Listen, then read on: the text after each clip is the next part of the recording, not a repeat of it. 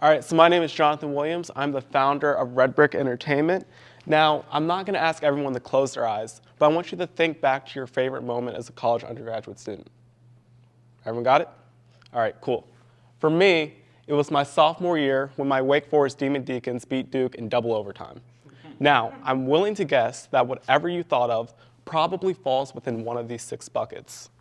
The few core memories that we formed during college play a huge role in the strength of our affinity with that university moving forward.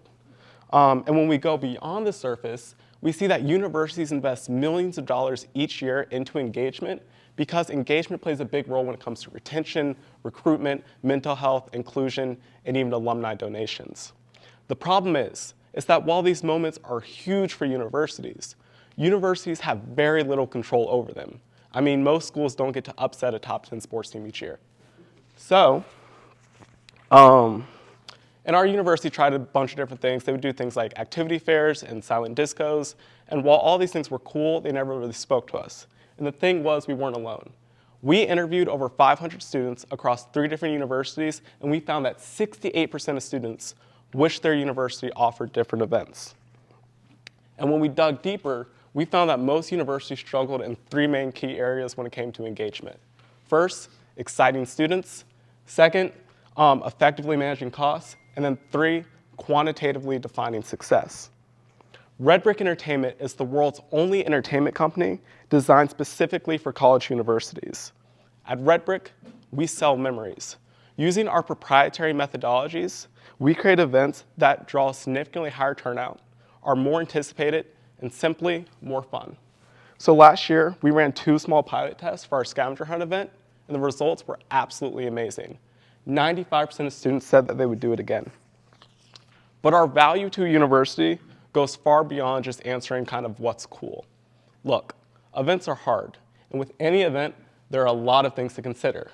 Like, what does your project management look like?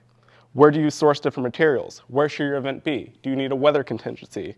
Do you need physical or digital marketing? Is your event accessible to everyone? And a lot more.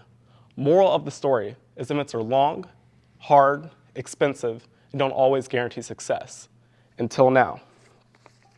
At RedBrick, we specialize in a process that we call modular design, meaning that we don't just design an event, but we break it down into its bare pieces and look for anything and everything that we can automate with technology.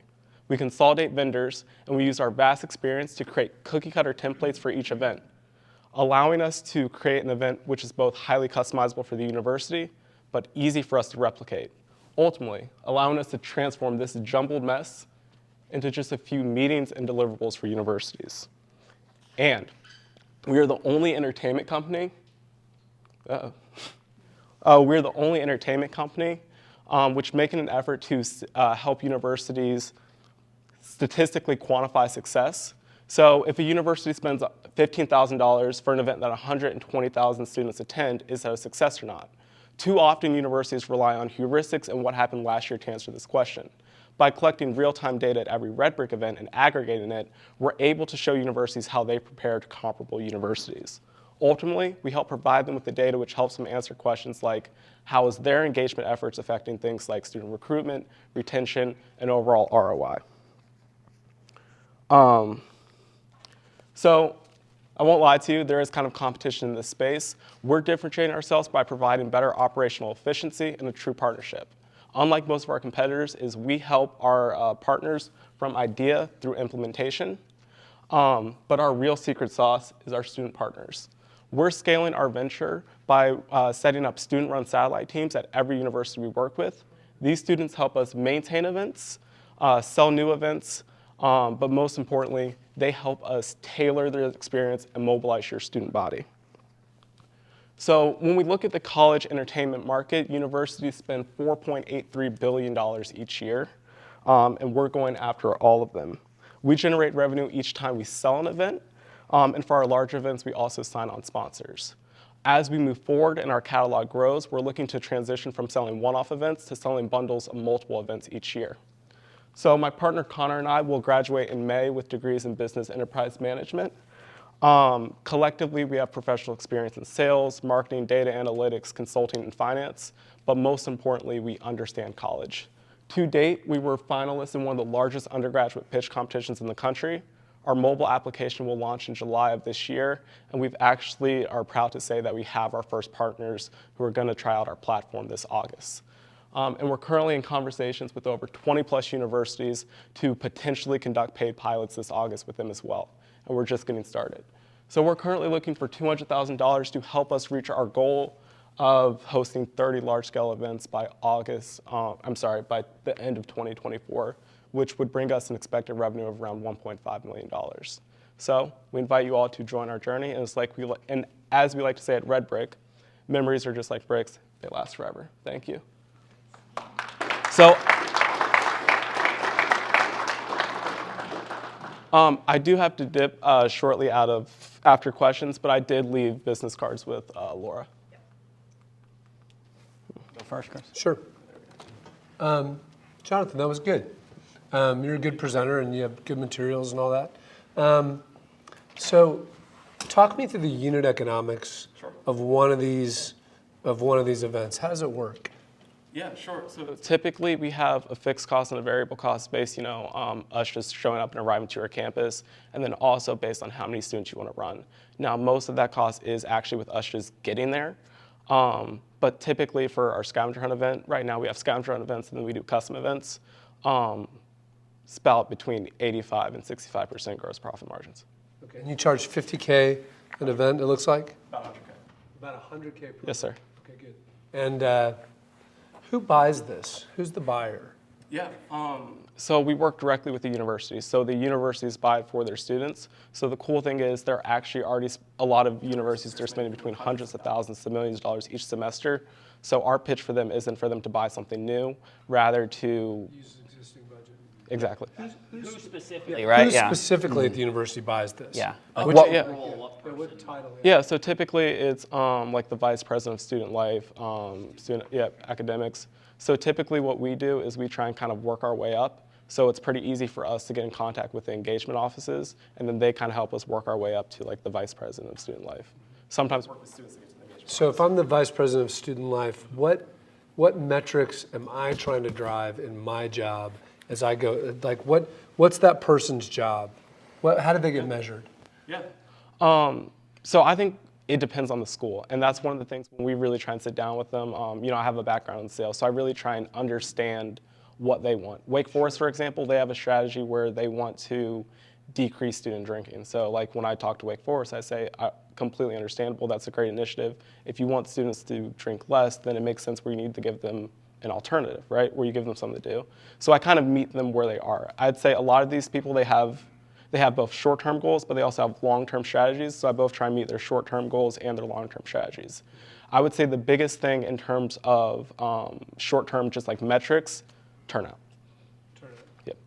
Okay. Those are all very good questions. I thought your presentation was fantastic. At every slide, I had kind of a question in my head, and you kind of answered it within the next couple slides. So I think I'm not surprised that you made it to the finals there of that. That's very good. I don't know this market particularly well, but I'm interested in a couple of things. One, you talked a little bit about the unit economics. You said maybe hundreds of thousands. Like, give me an idea of how much of the market you're competing for. So like at Wake, are they going to spend $5 million a year on student engagement, $1 million a year? Because you're one event at $100,000. What's that represent in terms of their like total annualized spend? Yeah, sure. So Wake Forest, for example, and part of the reason where it gets a little muddy is there are different pools of money. But Wake Forest charges every student $249 this year. So for what that makes up for them is that is a $600,000 budget just in terms of student activities. Okay. Now, if you bring that to a fee that's directly correlated to the activities the university hosts. If you bring that to a school like UNC, that fee becomes a little bit more like $4.5 million. And that fee is for student engagement, so the university is obligated to turn that money into opportunities for the students to be involved in activities like yours. And all of the things we did with market sizing has always been just with that student activity budget. So for Wake Forest, 600,000, UNC, 4.5 million. However, there are definitely different buckets, whether it be like president office, where people actually do throw events, where you potentially could pull from. So the pie could actually be bigger than even we're representing. So two things I think. I hate that I don't know that much about student engagement, but that's because I'm super old. So, but you said a couple things I am curious about. Tell me what you're doing to bring technology to this. You mentioned an app. I'd like to hear a little bit about that. But also, this seems to me fundamentally to end up being a content business. I mean, it is entertainment. It seems heavily dependent on your ability to have a creative catalog that is interesting and engaging and that you can produce on a regular basis, repeated at predictable margins. And so I'm curious how you integrate technology and how you build up this catalog. Yeah, sure. So a few things with technology is we streamline everything we can. So this entire scavenger hunt process, we create like an amazing race on your campus. We automate, I'd say 80% of it through the app. So that's one way. The other thing is in terms of collecting data. So like when you sign up, you fill out a survey for the university. So we're able to get like, instead of 5%, which universities, when they send out a survey to your email, they're used to getting, we get something closer to like 90%. So that's one way we lose technology as well. I want to make sure I hit all the points of your question. So the technology bit, I get that. So the technology is specific to whatever event that is you're bringing in, right? But also it sounds like you're using tech to be able to gather data to give better analytics back to the university around engagement. In terms of creative, that again is building partnerships and relationships with students where we use them to help them build, what events do you want to see? We build it, we simplify it, we automate what we can, and then we give them a catalog, and then we help them customize it. So tell me specifically then, why scavenger hunt? What are the economics of the scavenger hunt that made it attractive? Why it's engaging? Like, why that one? Why did you start with that one? Yeah, so perfect. I mean, the one thing is we throw massive scavenger hunt, 1,000 students, around $20,000, and we feel confident that we can charge around 100 for it. So the unit economics were great. It was also something so different that so few universities were offering, where it's very hard to go in and be like, hey, we're trying to be like the 15th college concert guy knocking on you. It's something very unique, and it's also for freshman orientations, homecomings, there's very specific points where it's a very strong like selling point, if that makes sense. So we've got a lot of interest from both schools and universities from it. Mainly the uniqueness, it seemed like a good way to break in. So I'm going to tell you something you already know, which is selling to these universities is complicated and hard, and it takes a long time. Yeah, long sales cycle. I would advocate to you that it might be more beneficial for your business if you thought about not positioning yourself as an events company, but rather as a student retention company.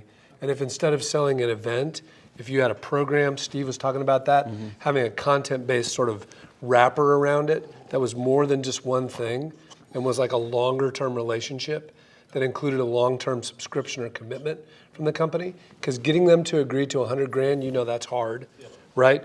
It's not really that much harder to get them to agree to a 5-year, $500,000 thing, right? And you should have that product on the shelf.